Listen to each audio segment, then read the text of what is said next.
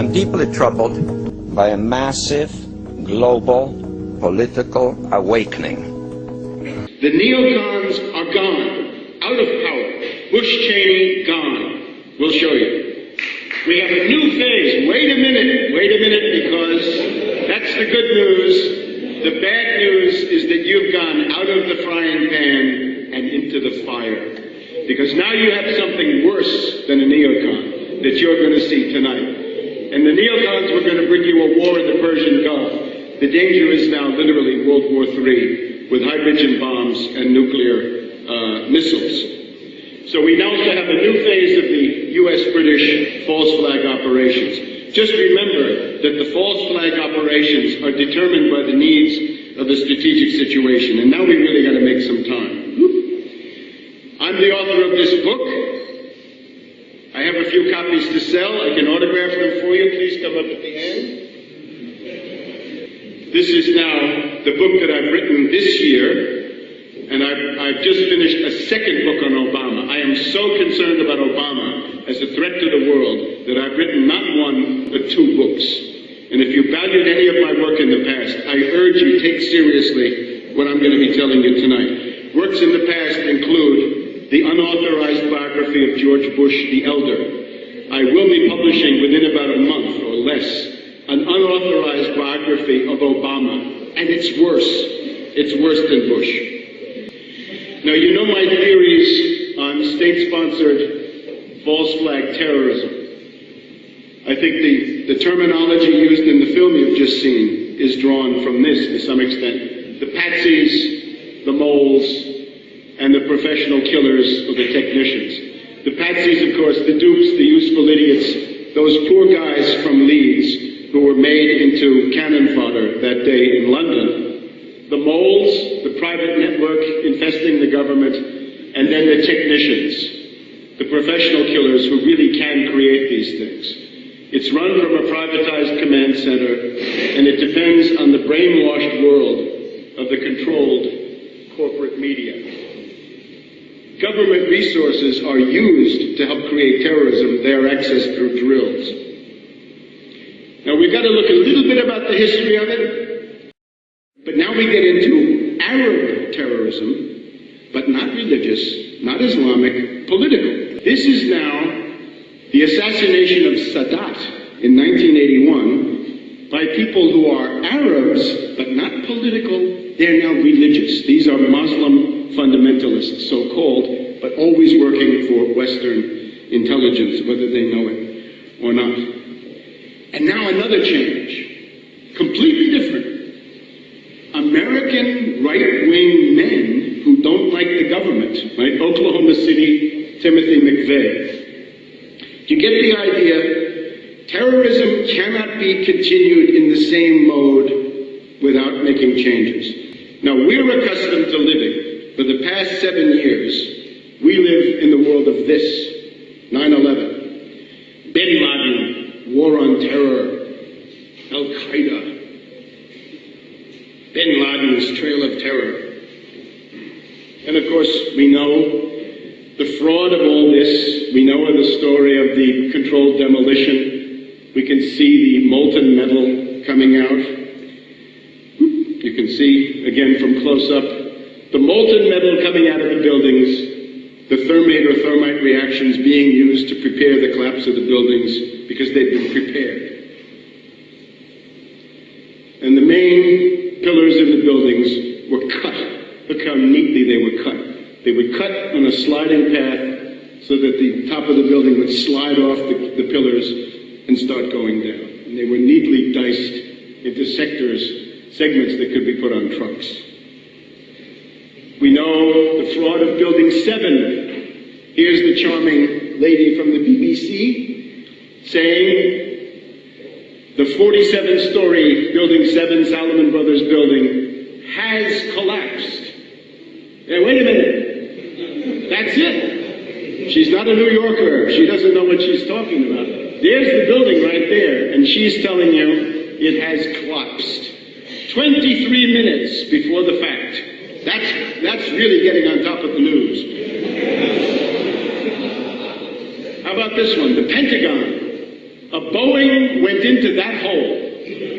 These windows are intact, but the Boeing disappeared there. And there's even barriers here in front that are still standing up. And at Shanksville, another Boeing went into that hole. Why don't they bring it up? Well, there's a mine, so bring it up. No, can't do it. Okay? So this has now reached the point of absurdity. And above all, it's reached the point of diminishing returns. The contribution that I've made to this topic is this, which you see here, that it was all done under the drills. Here's Amalgam Virgo 01. Look, the face of bin Laden is built into the scenario of the drill, and it's June 2001. It's several months before September 11th. The 25-plus drills on 9/11 and how all of these drills were used to actually create the effects that you see. And of course, we have the patsies. Again, there's no proof involving these people. What were they? Where were they? We don't know. Atta, somebody who does exist, an Egyptian working for U.S. intelligence, not a Muslim in any interesting sense, lives with a prostitute, drinks liquor, cocaine addict, not Islamic at all. So for a while, this was the enemy image. The idea was the U.S., the British, and the Israelis at war with the Arab and Islamic world, alone forever. Well, it doesn't work. And now we have bin Laden. Here's a bin Laden from 2004. Here's a bin Laden from 2007. He's getting younger. This is a troupe of impersonators and actors and... You have argued that deceptions to the American people may be necessary in order to deal with these enemies.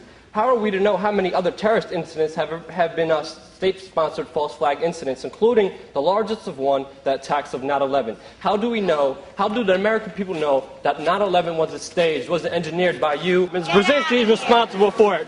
9/11 is an inside job. You are responsible for Brzezinski. You will never get a New World Order. Never. National sovereignty will prevail. The New World Order is going down, sir. You can laugh. Wake up, people. Wake up. Now, the demand is, of course, to investigate 9/11. And we were able to put this in the face of the Savior, the Messiah, the Redeemer, being brought up, of course, by the Wall Street banking interests. And he's, of course, Obama is more devoted to the 9/11 myth, really, than any other candidate right now. Now, I just came from Washington. You think he's in power in Washington? No. He's simply a figurehead, a caretaker. He's the janitor of the White House. He's the groundskeeper. He counts for nothing. He spends his days receiving delegations of children. How about him? You think he's in power? Not in power. He's the janitor of the Naval Observatory. He has no power. How about Pearl? You know Pearl? He's out. How about these people? Bolton, out. Ledeen, out. Lynn Cheney, out. Frum, out. Bolton has even said that the Bush foreign policy has totally collapsed. And Pearl said that it melted down. This is the new face of what you're dealing with. This is now the threat to you. The neocons and Bush and Cheney are out, out, out. Finish, kaput. Get the idea? This is now demand. Zbigniew Brzezinski, Polish aristocrat, one consuming passion in life. He destroyed the Warsaw Pact. He destroyed the Soviet Union with the Afghan War. Now he wants to destroy the Russian Federation and carve it into 4 pieces. He is determined to tread the path of Napoleon and Hitler, and he wants you on his side. Now, he knows that he can't go on television and make an appeal to you, so he has sent Obama to make an appeal to Europe and to Africa and to others to join him in the attempt to crush Russia and China as the only serious opposition to the U.S. and the British in the world, and to preserve Anglo-American world domination for one more century if he can. He works, of course, for David Rockefeller. These are different networks. Neocon networks, I've talked about them in the past, Leo Strauss, a whole series of other things. We're now in the land of Trilateral Commission, Rockefeller, and of course Bilderberger. Bilderberger and Trilateral quite closely related. When David Rockefeller wanted to create the Trilateral Commission, he turned to Brzezinski. Nelson Rockefeller had Kissinger. David Rockefeller has Brzezinski. Brzezinski is almost 80. He's still going strong. He is stronger than he ever was. And that's the Trilateral logo. That's the new faction that's on top in Washington, along with the Council on Foreign Relations. The first time they had a government, Jimmy Carter, a puppet of the Trilateral Commission and an absolute catastrophe. Now the idea is look at this and realize that Obama will be 10 to 100 times worse. Brzezinski ran Carter in terms of foreign affairs. There's just no other way around it. And what did they do? Volcker, here's Paul Adolf Volcker. This was the Trilateral man who ran the Federal Reserve and deindustrialized the United States and indeed much of the world. He set deindustrialization into motion, which you can see the results here outside, right? People who are concerned about an industrial base. This was the 22% crime rate in industry. Now let's look at some of the things that Carter did, because by looking at Carter we can see what Obama would do. What would he do? Now let's look at some of the things that Carter did, because by looking at Carter we can see what Obama would do. What would he do? Oh, the Shah of Iran. Carter and the Shah. Well, what Carter did to the Shah was to get him out. Carter and Brzezinski deliberately overthrew the Shah. The Shah was politically, of course, a monster, as we know. They didn't care about that. The problem was that he was industrializing Iran very rapidly. He was building about a dozen nuclear reactors. If the Shah had stayed in power for another 10 to 20 years, Iran would already be in the nuclear era. It would be a strong, industrialized country, and nobody would dream of attacking them, as they were talking about last year.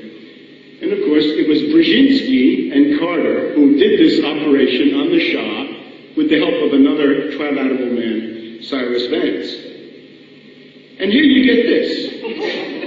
Brzezinski and Carter in a united front with Khomeini, because that's what it was. They insisted on Khomeini. Brzezinski said, I want Khomeini, Khomeini, Khomeini, and only Khomeini. Why?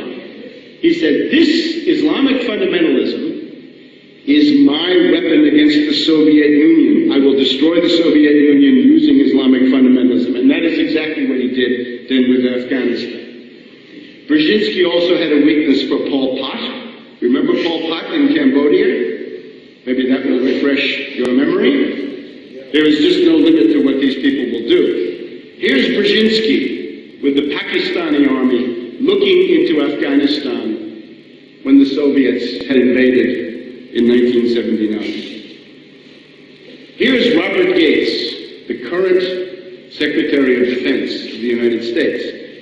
He is working for Brzezinski. In 1977, 78, 79, Gates was an office boy for Brzezinski in the Carter administration. This, by the way, is the founder of Al-Qaeda. And we really ought to say that Brzezinski himself is the founder of what is known as political Islamic fundamentalism. He is the one who created it, not the neocons. He set it into motion with Khomeini. Now, I hope you know Andreas von Bülow, very distinguished man, former German deputy defense minister. He has called Brzezinski in public, this dog, dieser Hund, says von Bülow about Brzezinski, because he had to deal with him directly. He worked for Helmut Schmidt, and Brzezinski was the main enemy. So relations with Europe were awful. Now the point with Obama is that he is the creation of this network. I've got one book that explains it in general outline, and another book now that will come out soon that will explain this in detail. He has been prepared as a puppet by these networks. Notice also, you have probably been told that Obama is the peace candidate. He is not. In the Democratic Party debate in Chicago, in the middle of last year, about a year ago now, Obama demanded an invasion and bombing of Pakistan. Not Iran.